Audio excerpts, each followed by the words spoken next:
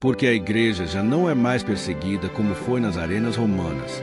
Apesar de ainda hoje, em algumas regiões do mundo, um pequeno remanescente fiel continuar enfrentando perseguição, muitas vezes com o objetivo de destruir seus corpos, já não é comum que o império que governa este mundo persiga a igreja de Cristo da mesma forma brutal como acontecia nos primeiros séculos. No livro do Apocalipse, João escreveu 7 cartas para 7 igrejas da Ásia. Essas cartas não tratam apenas das igrejas daquela época, mas representam também 7 fases proféticas da história da igreja ao longo dos séculos.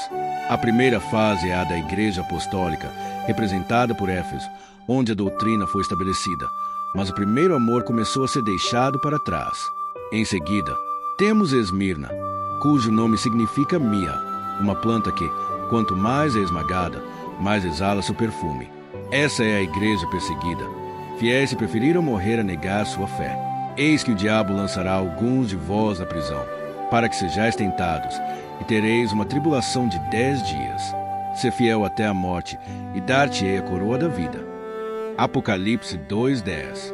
A igreja primitiva representava uma ameaça real ao Império Romano.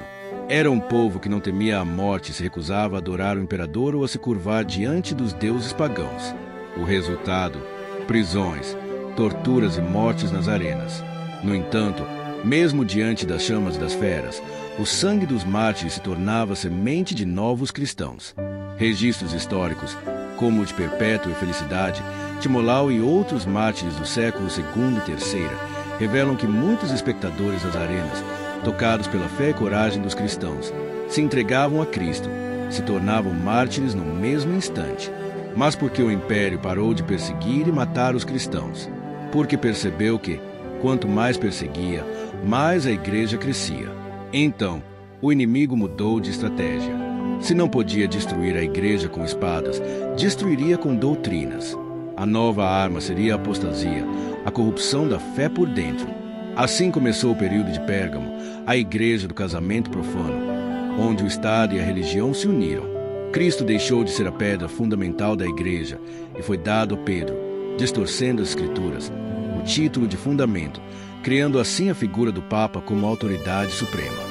Isso minou a fé e introduziu doutrinas estranhas como indulgências, purgatório, salvação por obras e culto aos santos.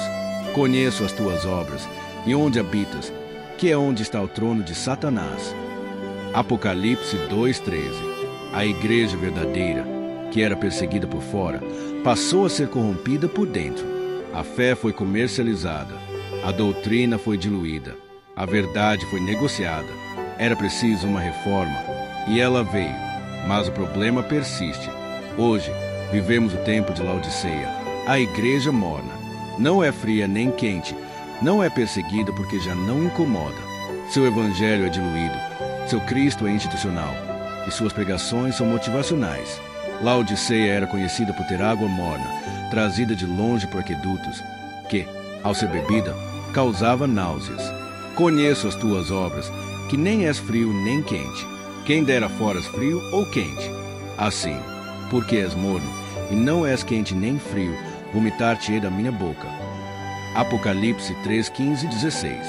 Hoje o evangelho virou piada. A igreja não é mais perseguida porque não oferece mais perigo. O mundo já não a vê como ameaça, e talvez com razão. Por isso, te pergunto, onde está a água viva? Onde se encontra o verdadeiro evangelho? Onde habita a verdadeira igreja de Cristo? A resposta está na profecia de Isaías. Quem deu crédito à nossa pregação? E a quem se manifestou o braço do Senhor? Isaías 53:1. Esta não é apenas uma crítica, é um chamado, um despertamento espiritual. Vivemos os últimos dias da igreja na terra, e para incendiar essa geração, basta uma faísca. Precisamos de arrependimento, precisamos de santidade, precisamos de um avivamento.